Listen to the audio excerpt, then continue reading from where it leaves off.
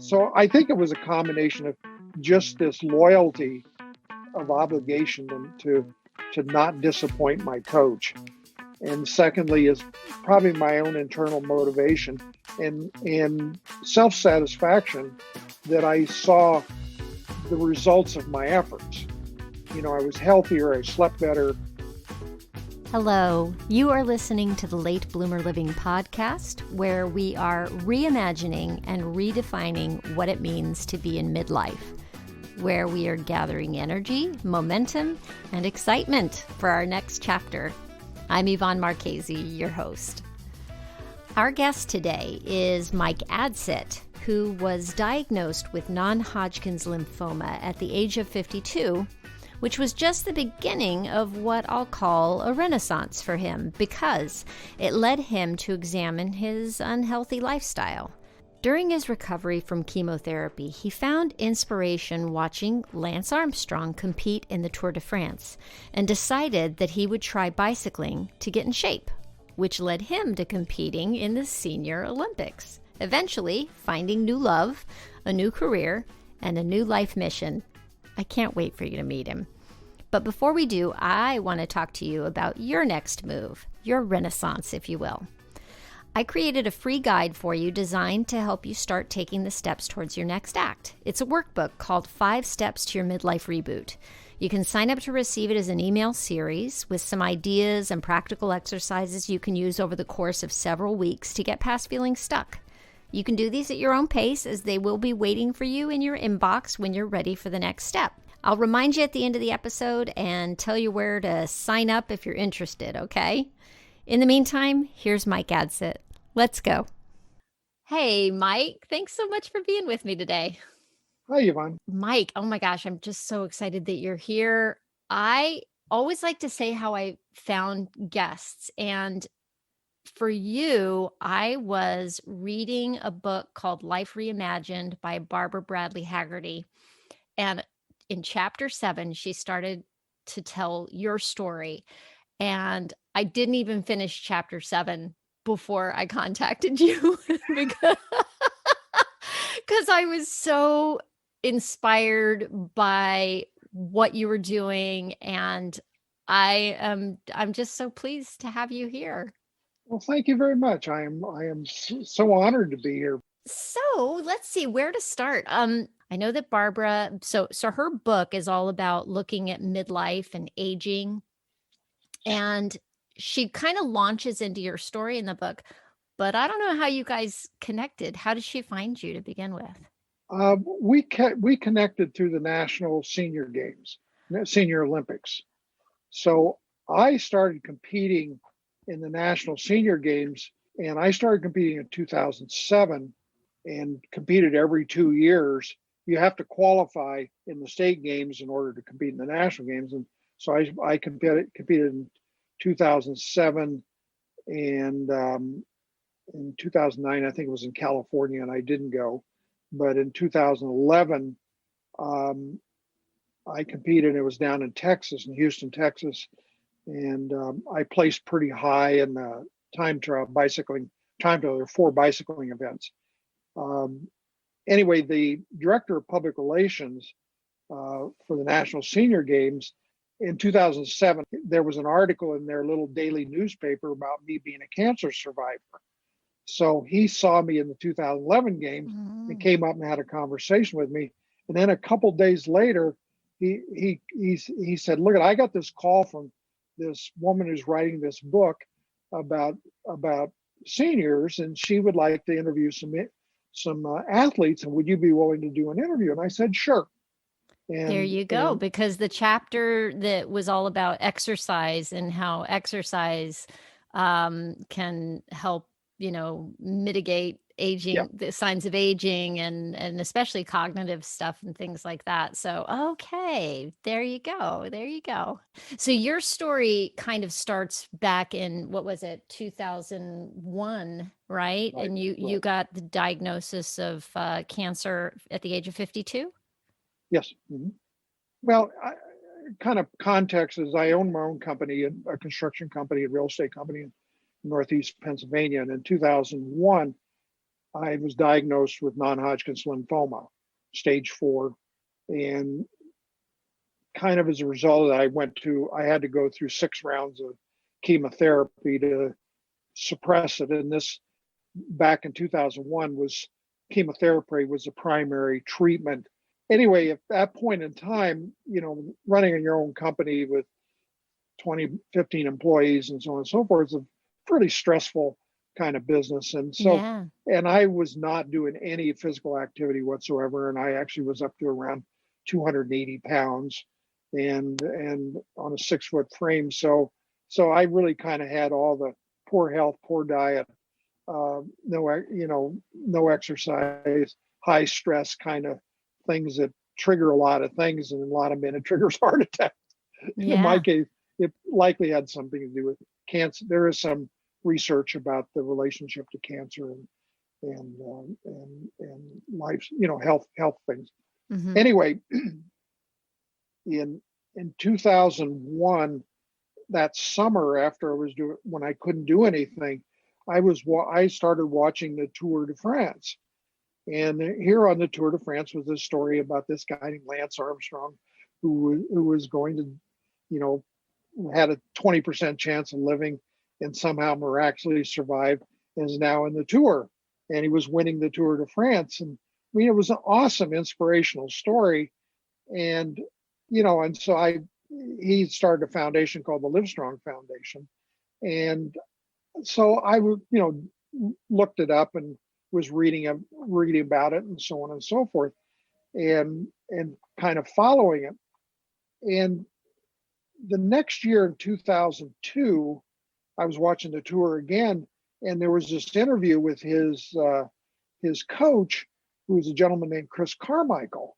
And Chris was one of the people that successfully interpreted how the East Germans trained athletes, which was much different than the American model, where you do interval training. Mm-hmm. And that's how he began to train Lance and several other peoples to be the high-level athletes they were. And so at that point in time, he had started a training company, an online training company called Carmichael Training Services.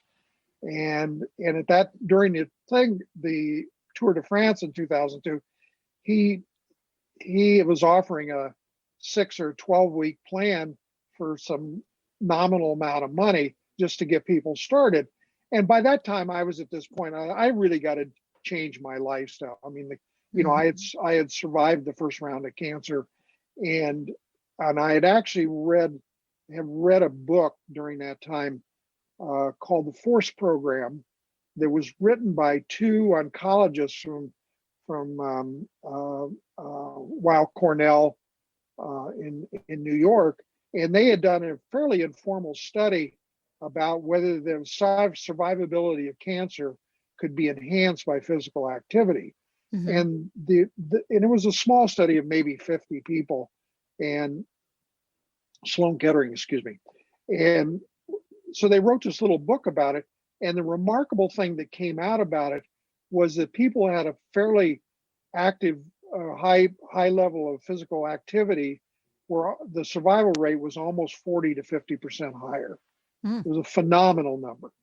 And subsequently, over the years, there's been about 3 other studies on this that basically have codified that initial finding. Mm-hmm. So I looked at this and I said, and at that time, non-Hodgkin's lymphoma had a 50% survival rate.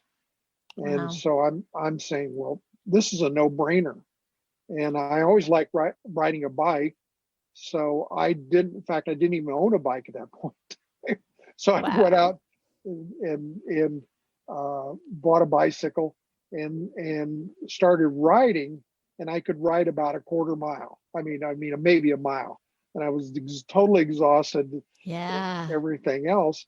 But then I joined this Carmichael training program, and I got assigned a coach who happened to be this woman named Kelly Emmett, who was a professional mountain bike coach.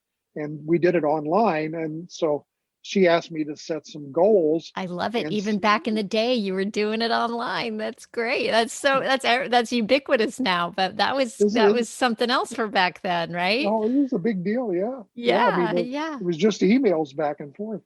But anyway, I set a goal because the Lance Armstrong Foundation, the Livestrong Foundation, had an annual ride in Austin, Texas in October. Hmm. And every October, and they'd gone on for 4 or 5 years. And I said, I want to be able to do a 50-mile bike ride that October. And so in 2002, that was Wow. my goal, and that was my coaching, was to get from A to B. So this was how many months did you have before October rolled around? Um, well, it was July. The Tour de France Oh, is in July, yeah, so it was okay. about 3 or 4 months. Yeah, yeah. And So and, that and was serious training then to be ready oh for yeah, that. yeah, Yeah, oh yeah. yeah. I mean, it was steady training. I mean, it's your own pace and so on and so forth. So Hmm. anyway, after the Livestrong ride, I really decided to stick with this, and so I subscribed to the Carmichael Training Program, which is a monthly subscription. And so I had a coach, and I had somebody to pull me along, which sometimes in life you need people to pull you along. Hmm. And so we just became this steady training program. And I'm going to say the next summer, early in the summer, there was a local bicycle club, and they were sponsoring a time trial. And I said, what the heck, I'll just see what I can do. It was a Yeah. 10-mile time trial along the river. And I got on my bicycle, and I was in the 55-year-old plus category at that point in time, I think, or whatever, 50. Anyway, there were only 3 people in my group, but I won the race. Uh-huh. So Awesome. I was now hooked. And that's how I started senior bicycle racing. Oh my gosh. And then And have gone on to do so much, right? yeah, and during that time when I started racing, I started traveling as we were talking about, I'd go to Connecticut because there were always 2 or 3 races in the Northeast every weekend. So I would race in Connecticut or Pennsylvania or New Jersey, and there was a bicycle club that I belonged to down in New Jersey that rented the fairgrounds every Tuesday, and so there would be informal bicycle races every Tuesday. So it gave you kind of a lot of benchmarks. And at the same time, I had Kelly as a coach who was giving me benchmarks and training programs I think for A personalities, guilt's a big driver. I think you're right. And I But kind of this you're making it sound so easy. But which makes me think I kind of want to take you back a step okay, and think about that early time because you were heavy. And I yeah, think I saw a note or it was in something that Barbara had written about you that you shed 60 pounds within a few yes, months, right? yes, So yes. imagine that in the beginning of that training, that must have been a slog. Like It it was that right? a big slog. A And big slog. in Pennsylvania, where I live in Northeast Pennsylvania, and fortunately, in Milford is there's a 30-mile stretch of the Delaware River that's national park now, or national recreation area. And so they tore, it was all developed. They tore all the houses down. And so there were all these roads that you could ride on, old roads that were no traffic on. And so it was like ideal, but a lot of hills. And Ooh. trying to go up a hill for a 280-pound person but again, I go back to Chris's principle of periodization. It's an incremental step-by-step training process. But I had to commit to about 10 hours a week of training. So And it did you get became, up in the morning and do it first thing? Like how did you fit? You're a busy guy, right? You've got your company you're running and how did you fit this into your I would life? normally do it in the afternoons Uh-huh. after like 3:30 or 4 o'clock, and the crew would go home. Uh-huh. And then I would go out and train. And obviously in good weather, I would train outdoors. And then in indoor, they make a bicycle trainer that you mount your bicycle to, and you Uh-huh. do it indoors, which is extremely boring. And Right. doing 10 hours a week on a trainer is a real group. Even back then, you didn't have all this Peloton stuff with all the Right. technology and everything. It was just grinded out, and you'd have a television set and you watch movies or whatever. But it was a Wow. commitment. But the need to report it to somebody every week in terms of Mm. filling out my chart to say that I've done this, and this week you've got to do 2 hours of this, and this week you're going to do an hour and a half of this particular thing, was kind of a gradual building thing. And obviously burning 10 hours a week of 600 calories an hour, you can begin to lose weight if you don't just keep eating all the time. And so that process happened over time. Yeah. Wow. It didn't happen So it instantly. was it purely the accountability to your coach that kept you going? I mean, like, let's say you get to the end of your day and you've had a challenging day at work and you're exhausted and you don't want to go get on that bike. Was it just going, "Oh, Kelly's going to check in with me"? Was there like was there anything else that was just driving you, or how did you get past, like, those moments in time, which I'm sure must have come up for you where you're like, "I just don't feel like doing it. If I don't work out in the morning, forget it." Right. So for me, Exactly. midday would be, not I would just wouldn't happen. Exactly. And it very much, I really have to, and I would say it to anyone in terms of, if you're going to move into a fitness regime, is whether it's the gym you go to or you're going to do it at home, is I would hiring a coach, at least in your early years, is, I think, is essential. Because it, you're right. I mean, you get busy and you get waylaid doing this or that, and all of a sudden the hours are spent along, and it's 6 o'clock at night, and you haven't done your training, or it's on a Saturday and it's cold out and you don't feel like going out and it's raining, and so there are all kinds of excuses not to do something. Yep. And and so I think it was a combination of just this loyalty of obligation to not disappoint my coach, and secondly is probably my own internal motivation and self-satisfaction that I saw the results of my efforts. I was healthier, I slept better, I you know Yeah. How quickly did you start to really feel that? Like, you noticed you were sleeping better, you were feeling better. Was it pretty instantaneous, or did it happen after a month? Do you even remember at this point? no, I don't. I think the Livestrong ride in October of 2002 was really kind of, wow, I've done this, and I can Yeah.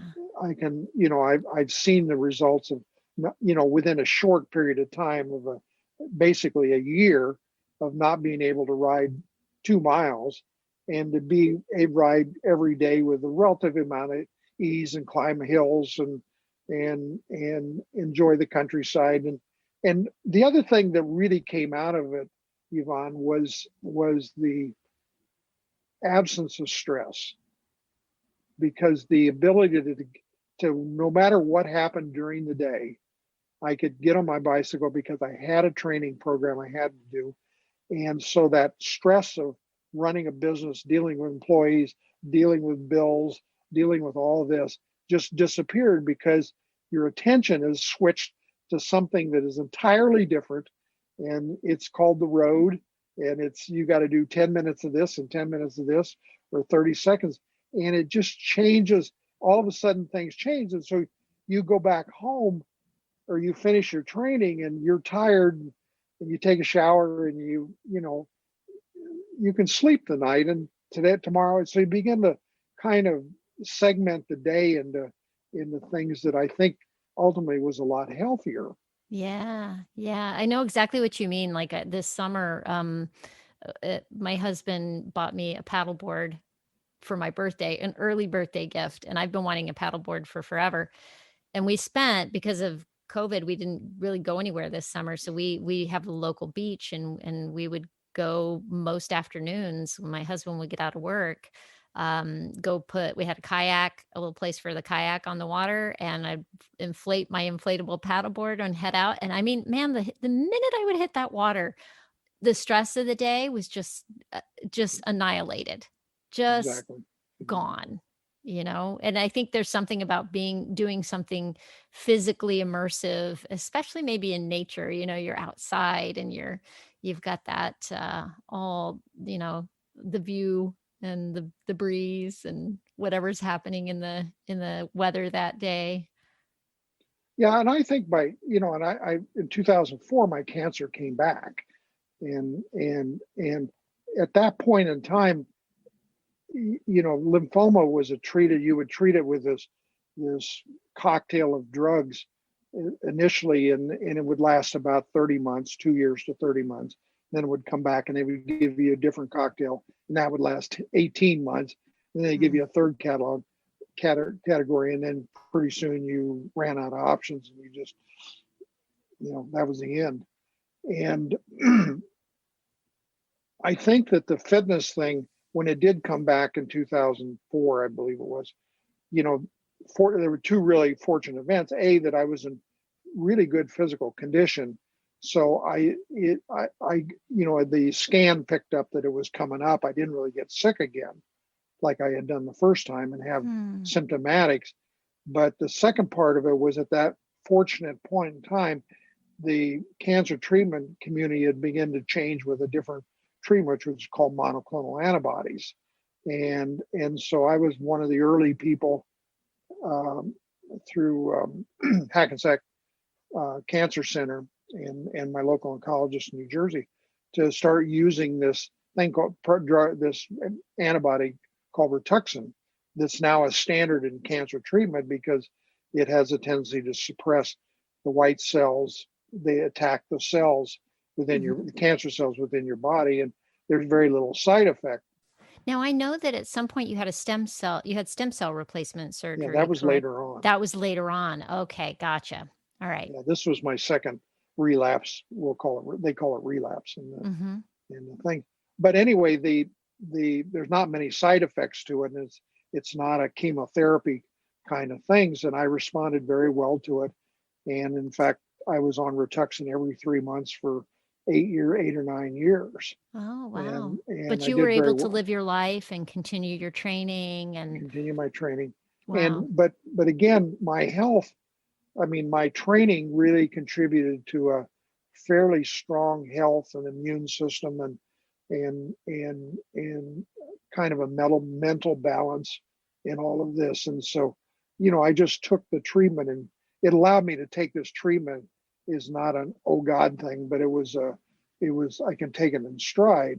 And the other important thing that I would add that I did at this time, because I had started racing all over the Northeast, was, and I had gotten involved in Lance's foundation called the Livestrong Foundation, which was really the first organization that looked at cancer patients as survivors, cancer victims as survivor. And it was all about survivorship, and which was really shift, right? But it's a huge shift in the whole cancer community, because there were millions of us, 6 million, 7 million people in the country that are cancer survivors. And as treatment options became stronger and stronger, people are living longer and longer and longer. And so the whole issue of survivorship is so much more important. And it really kind of shifted from this, and I'm not being critical of the American Cancer Society, but American Cancer Society was really directed at helping people at the immediate treatment stop, and then kind of dropped off the edge of the table. And so the Livestrong Foundation and cancer, and quite honestly, Lance Armstrong's inspiration really inspired people all over the country of self-realization that I'm strong, I'm a cancer survivor, and no matter what happens, I've got to keep moving on in life. So it changed the perspective that cancer was a death sentence to cancer is survivable. Yeah. And it was remarkable. And I got involved very strongly as a volunteer and contributor and fundraiser for the Livestrong Foundation. And then I used the bike racing because in my age group, I had gotten to a level of fitness where I would usually be on the podium all the time, either first, second, or third in most bike races, because I was intensely training. And so I used bicycle racing and Livestrong as a catalyst to demonstrate to other people. And I would wear a Livestrong jersey, racing kit all the time, and use it kind of as a example to other people that all of us have a friend or a family member or a parent who is dealing with cancer or has dealt with cancer, and it's a universal kind of issue across the country, across the world for that matter. And so I would end up finding people would come up to me after the race and say, "Oh, I'm so happy you're doing this. I'm so happy you survived. And my sister has breast cancer, and you're such an inspiration." And that, beyond the training, became this other kind of driver, I guess, so to speak, is to really be an example. And because as Lance always talked about, being a cancer survivor has an obligation. He called the obligation of survivors. And if you ever read his book, his first book, which is, and again, a lot of people are critical of Lance because of the drug thing, but what he did was really a catalyst and change in the cancer community. And yeah, you can't take away from what's happened in that community. You really can't. And it's Absolutely. amazing, like what you're talking about is going from doing this thing for yourself, and then all of a sudden you have a bigger purpose, right? You've got, Absolutely. yeah, and then that starts to drive you. And you ended up coaching people as well, right? Through their cancer diagnosis. Am I right about that?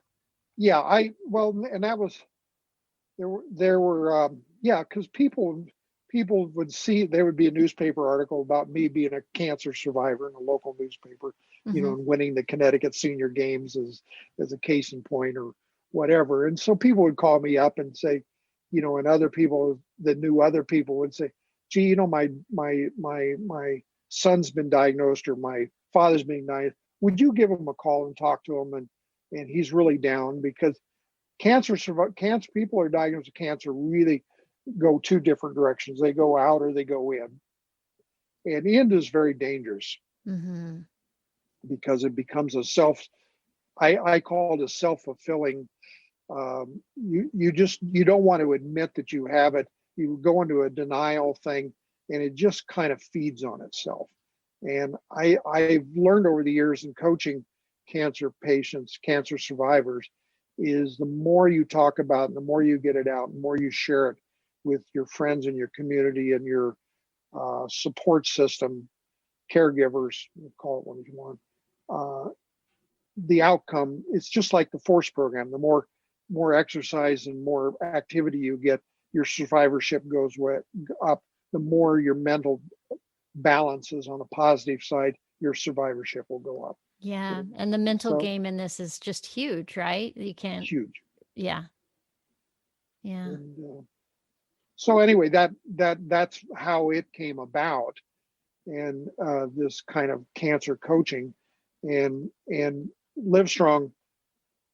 There's another organization that got spun off of Livestrong called the Immerman Angels. It's out of Chicago, and I think it's IMMERMAN. And what they do is, if you're a cancer survivor and you want to be a cancer coach, you register with them, and they connect you with other people that have called in looking for help. Wow. And so it's all done by the phone, and you really can't talk about medical things. You're talking about personal things, and it's really an inspiring organization. And I've participated in that over the years too. That's fantastic. I've not heard of them.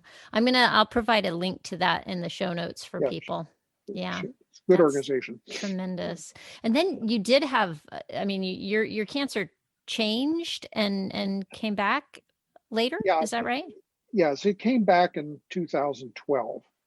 And anyway, I've been on this Rituxan program and doing well in racing, and the last senior game I had done before I was diagnosed in 2011, and I actually had down in Texas, and I actually was finished 5th or 6th in the country in my age group. So wow. I was really, and my weight was down to around 205 pounds, and in 2012 I had started training again to be able to qualify for the 2013 games.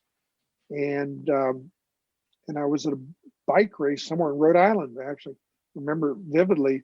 And I got up in the morning. I was at a campground, staying at a campground, and I got up and I was shaving, and all of a sudden I noticed these lumps on my shoulders, which I had never had before. Hmm. And so anyway, long story short, I ended up for a biopsy, and my cancer, non-Hodgkin's lymphoma, had changed from one type of lymphoma to another one, and which was kind of very disconcerting because the monoclonal antibody I was using no longer works with the other cancer. And so I got a consult at Hackensack University Hospital, which is an excellent cancer center. And also I went to Sloan Kettering and did a consult there. And basically what I had was it had switched from a non-aggressive small cancer to a very aggressive large cell cancer. And so basically the bottom line was I needed to have another big round of chemotherapy to suppress it. But if I was going to keep it suppressed, I would need to do a stem cell transplant, what they call an auto stem cell. There's a big long term for it, but basically they harvest your own cells, and then I use the word kill you with cancer or kill you with chemotherapy, which they do.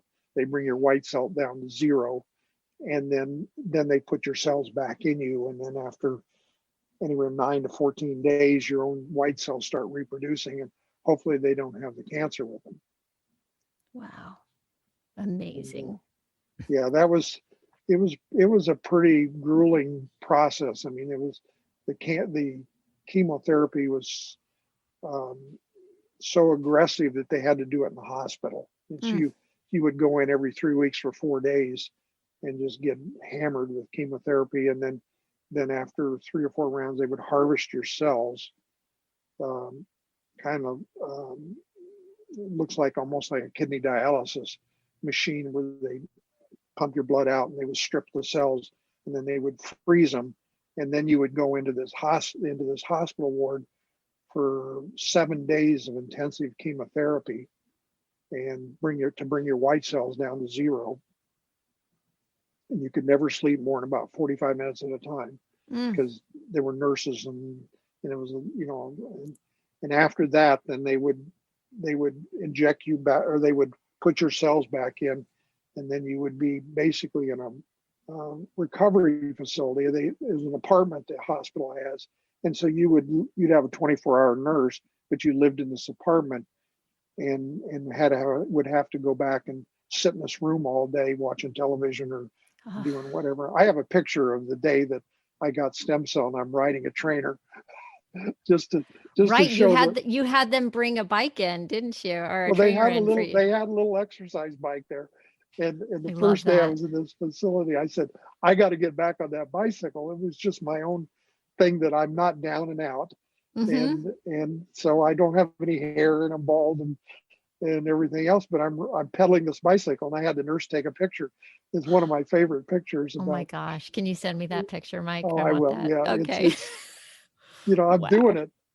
So anyway, long story short, after that, once you return home, you have to stay isolated for about 30 to 45 days because you don't have an immune system, and you got to keep from people. And so luckily my daughter and some other people really helped me kind of through this recovery thing at home. And after that, I decided no matter what, I'm going to train to be in the 2013 senior games. And and meantime, the book that you talk about, I had met her in 2012. I mean, she had called me in 2012, and we started having this conversation, the interview. So she kind of rode with me through this whole recovery thing and followed me. And I had already qualified, but my goal was I've got to get to that game because that became the driver of my recovery. Yeah. I knew I had a pattern. It worked. Right. And you actually, if I remember right too, in that part, you actually had, I don't think I've got my notes in front of me, but maybe you can kind of clue me in on this. There was an expectation of the number of cells you would regenerate, and that would happen over the course of days, and it happened for you like doubled or tripled that in one day. Do you know what I'm talking Yeah. about? Yeah. Explain that one for me. Well, they're really, yes, there's when they harvest your stem cells after you've done this chemotherapy, and they put you on this machine to harvest your white cells so they can put them in deep freeze before you go through this re-injection process. And normally they have to, and I don't remember the exact number, but normally they book in about 5 to 6 days that you come in and have these cells extracted, because most people they'll pull 1,000 to 2,000 cells per session, and they need 10 or 12,000. I don't remember the exact number. Mm-hmm. Well, and I think as a direct result of my fitness going into this thing, I was done in 3 days because they were harvesting 5,000 cells a day. Wow. Versus 1,000. It's a direct relationship to fitness. Mm-hmm. And I would add that these grueling rounds of chemotherapy were very survivable for me every 3 weeks, because I could go home and I'd be out walking the roads. I'd walk this 2-mile road just every day right after, and I was able to do that without this normal huge exhaustion. I mean, I was exhausted, but I was doable. Yeah. It was just kind of my coping mechanism, right? But it was also my level of fitness and being able to respond back to these really taxing chemotherapy chemical attacks on your body. Wow. It's just tough. It's incredible. Tough. But I'm a survivor. Clearly. Wow. And you made it to the games in 2013. And I made it to the games in 2013. I did, I wasn't at a level of fitness that I was in 2011, but I was there, and I got it done, and it was fun. And at that same time, Barbara was writing this book, and so she came to the games to do photography. She do the photography and the interview, and so she would interview me every day, and in the mornings we'd go out and ride the race course, just so she got a feel for what the race course was. Uh-huh. And by the end of the games, I because I introduced her to some women her age group, because she got to watch women in her age group do these races, because there's women's and men's events all the same day. Uh-huh. And she was like so inspired by these other women her age who are just screaming. And Barbara's an excellent athlete. And I said, look, you could be here in 2 years.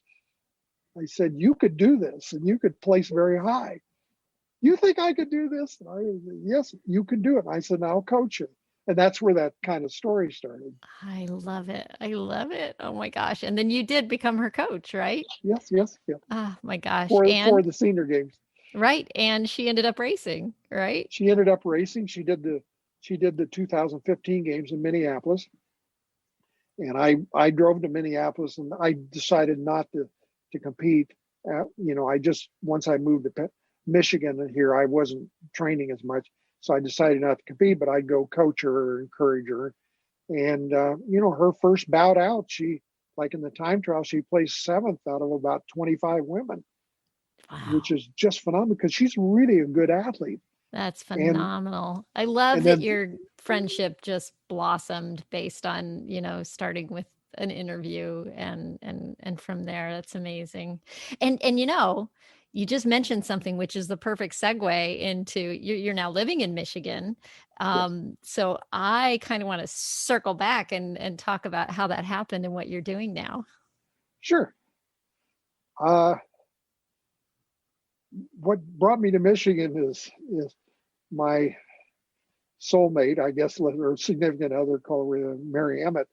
And Mary Emmett's daughter, Kelly, who was a professional mountain bike racer and a national champion in that field, was my coach. She was your bicycle coach. It all comes full circle. Oh my gosh. Yeah, that was in the winter of 2012, I guess, or the spring of 2012.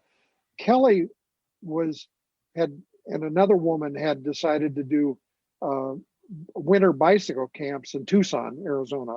I said it's Tempe, but it's Tucson. And so what they would do is rent a house, and then they would solicit people to pay to come in and be part of a bicycle camp for a week. And that was kind of an all-inclusive. you got your own bedroom and shared meals, but you went out and rode 6, 7 hours a day and climbed the Wow. mountains around Tucson. And this is So it's, post recovery. This is how many months after your stem cell surgery was this? no, this is before the stem cell. This is before. Okay. Okay. This was 2012 in the spring, and I wasn't diagnosed until the late summer, or I Okay. didn't start treatment until late summer of 2012. I gotcha. Okay. So anyway, this is like February 2012. So anyway, Kelly said, you really should come to the bicycle camp, because we were really gearing up for 2013, and she wanted to get me an early start on outside training again, because in Pennsylvania, obviously it's cold and you're sitting on a trainer. Right.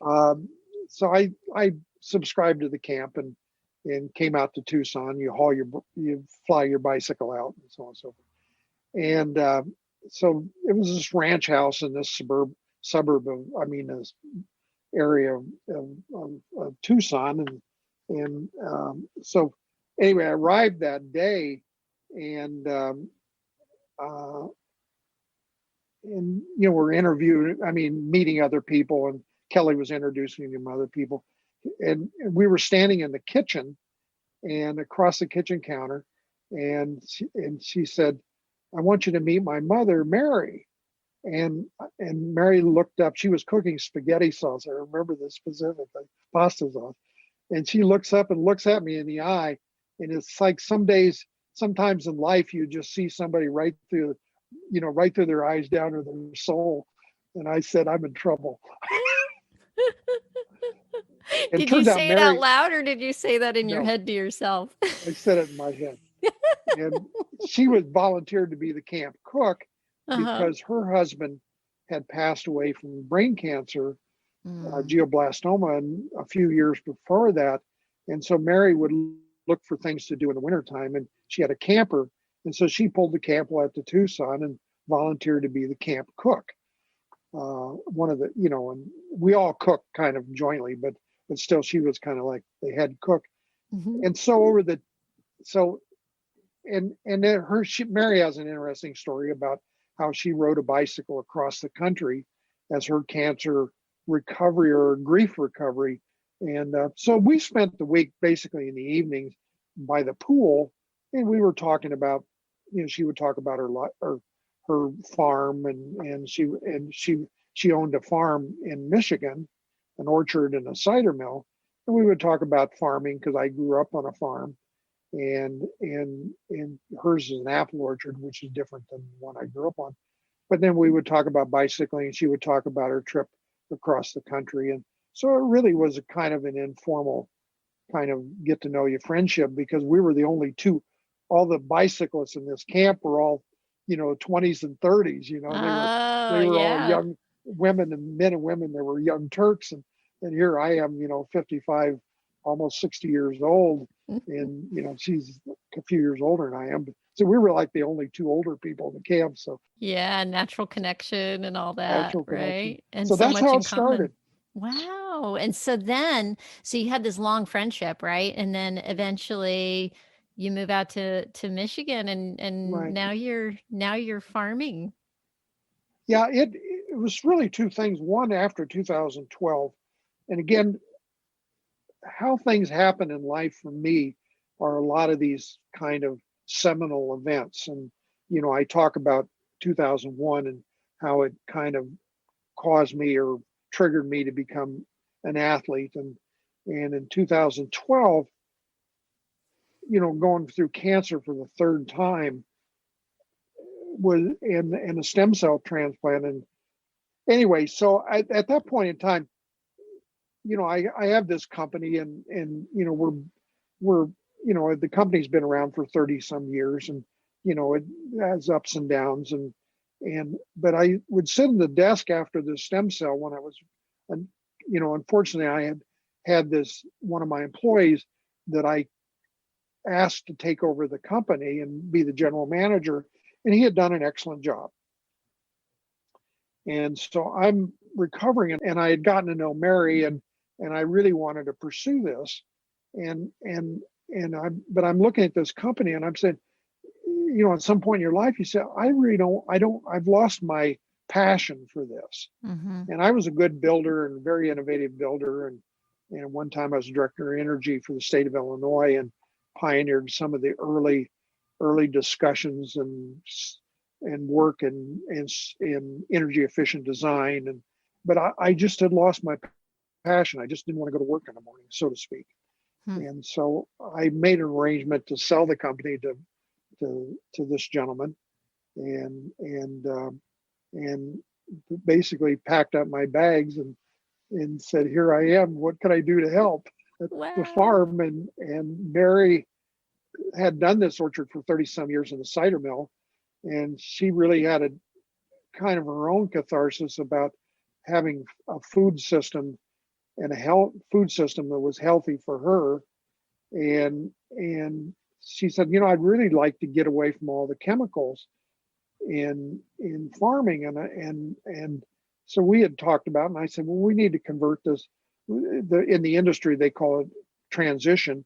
We need to transition this farm to an certified organic farm, an orchard, which is a 3-year process. Wow. And it's an arduous, much more technical, much more expensive. And organic is an evolving industry, and it's much easier to do if you're raising corn and soybeans. In an orchard, it's a whole nother ball game, because most conventional orchards will use anywhere from 10 to 30 different chemical sprays per year to control insects, scab, spray Roundup underneath the trees to keep the weeds down. And an orchard, especially in the Midwest and the Northeast, is exposed constantly to different insect pressures and different disease pressures. What we've learned over 5 years now, is the nexus of this is that you have to learn to make the tree so healthy, just like we have to be healthy to be immune to diseases. You have to make that tree so nutritionally complete and healthy that it will shed off a lot of these diseases and pests. And lo and behold, it works. And we're still not there, but it's not. I guess the term I use in a lot of conversion of organics is people do what I call input switching. They use this pesticide in conventional, and so there's an organic pesticide or organic repellent or organic herbicide, and people think you could just go from product A to product B, and a lot of the need economically drives that system. But the core of organic food is that in organic production, it's a biological system in its core versus a chemical system. The big differences. And so it's a whole mindset change that one has to do to accomplish that and be successful of it. And that's just now starting to come in its own. Wow. I can hear how passionate you are about this. Yeah. Well, it's game changing. I mean, if we're serious about food as health, and we're finding out that connection between healthy soil, healthy food is healthy people, and it's getting proven more and more. And we've gone down agriculture and food production in America with good intentions has started, and there's a guy named John Eichard that writes about this, but with good intention, after the post-war period, we entered into this industrialized agricultural system that is based on quantity versus quality. And it was supported that by idea of ourselves as like the breadbasket of the world and all that. Feed the world. And the chemical companies and the fertilizer companies actually coined this moniker called Feed the World. And we've now got enough information that this wasn't the right way for us to go, because we've emptied out our rural communities. They're ghost towns. Farmers today are farming 10,000 acres, 5,000 acres just to make a living. And those all used to be 100-acre or 200-acre farms supporting a family. Well, when you eliminate all that, you've eliminated a whole economic structure in rural America, and we're burning out the carbon in our soil. There's a myriad of things. Topsoil is disappearing. All the results of this kind of good intention, and we've really got to turn this boat around. And quite frankly, the agricultural industry will never do it on its own. It's going to have to be driven by consumers. Yeah. That want a better food, that understand the connection between healthy food is a healthy body, is healthy children. But at the same time, we have a food system and a government regulatory system that's very much geared to an industrial farming model. Mm-hmm. And we've got to figure out how to rejigger that system. We've got to rejigger it.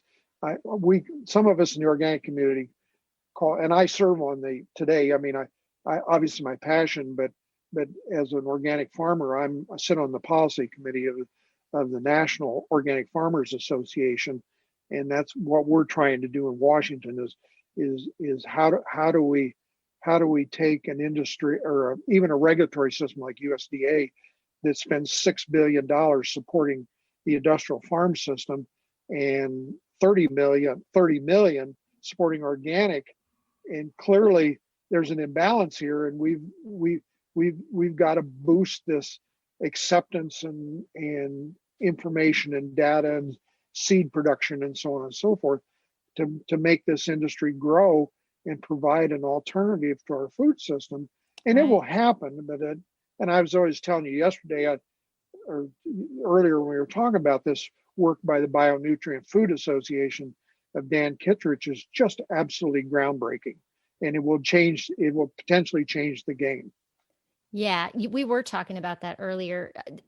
Talk about that scanner that you were telling me about. Right. That's fascinating. Yeah. Dan grew up on an organic farm in Massachusetts, and he and some people, and there's a guy named Dan Vertas here who was in East Lansing, and him in Massachusetts we always talk about, we have foods and you go to the grocery store and there are 3 different bags of carrots or 5 different bags of apples from different growers and potatoes and so on and so forth. We really don't. And the standards of, you see the nutrient content of a food on a USDA label or on a food label, and it's really based on a test that the USDA does of that particular food once every 3 years. And they go out to a grocery store and buy 3 bags of carrots and test it and say, well, carrots have this nutrient value. It's actually totally meaningless because it doesn't reflect what we call the nutrient density of food. What minerals does that food? And we do know through detailed testing that the nutrient density of a green pepper, as a case in point, is about half the level it was 15 or 20 years ago. And so the scanner, I think you were telling me you can point it at one carrot grown on a big farm and versus something grown on an organic farm, and it's gonna tell you the difference in the nutrient value between the growing methods. And is that right? Exactly. Yes. But these are big instruments that they use in laboratories to test density of food, and it's a scanner. But you can do it in a laboratory. It's very expensive, and it's a one-off. Mm-hmm. And what these guys were successful in doing is miniaturizing this technology into a handheld instrument. And so when you scan a carrot or an apple or a cup of milk or whatever, it gives you a reading. It's just like you would take a blood test and you get this reading back and say, the iron and the platelets and blah, blah, blah, blah, is all based on the same machinery. Well, this thing gives you a reading back saying that the amount of vitamin A in this thing is X and B and C and K and whatever. Wow. And so they were able to do this and get this data back off of a handheld scan. And basically one takes a carrot and sticks it in front of this little scanner, and you can scan this carrot and it will give you data back saying what the nutrient content of that particular carrot. That in itself doesn't really mean much unless you can compare it to a lot of other carrots. Mm-hmm. So what they've done, and they've been very successful. There are a lot of food companies that are funding this program now. And Dan has made a commitment that this data, this development is all going to be open source. So anybody in the world can access their technology. That's incredible. It That's is incredible. incredible. And that's the Bionutrient Food Association, right? Did Right. you, and I think you said that their eventual goal is to have it as a sort of an app on your phone that you That's could, correct.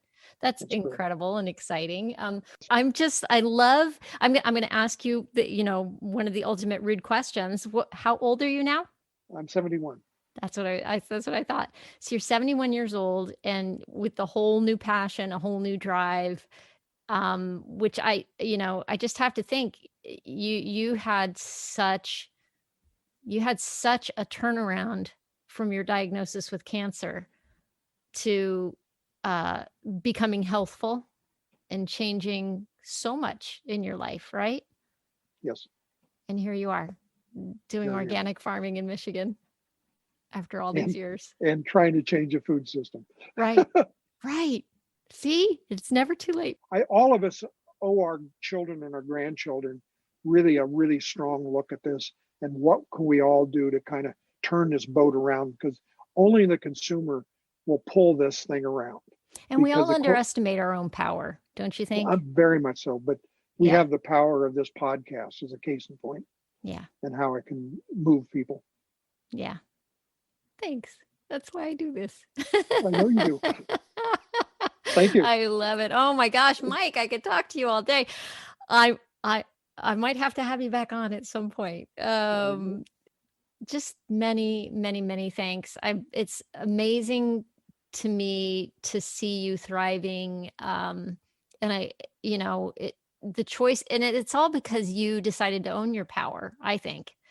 You made changes to your life, and you have continued to do that. You took it on, you took the bull by the horns, so to speak. But all of us have to take one day at a time and do the best we can with every day. That's it. We can't, and as Barbara talks in her book about, which I really highly recommend anyone in their 50s plus needs to read. Seriously, people. It is absolutely essential for all of us to repurpose ourselves constantly. That book, Mike, I can't tell you. It was compelling. The way that she combines the research into aging and midlife with her own story, just compelled me to keep reading, and fascinating the way she interwove everything.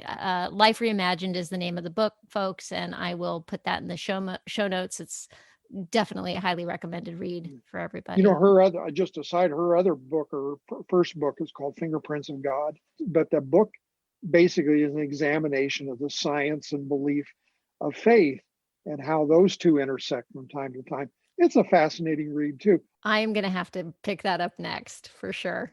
Mike, thank you for being with me today. I totally appreciate it. Okay. Well, there you have it. Mike's story just goes to show that we are all capable of turning adversity into something beautiful when we really take charge of what we can control, even when so much is out of our control. If you want to know more about anything we talked about, I'll have that information for you in the show notes. You can just go to latebloomerliving.com/podcast and click on the show notes for episode 35. While you're there, you can also find a link to the sign-up sheet for your free guide, 5 Steps to Your Midlife Reboot.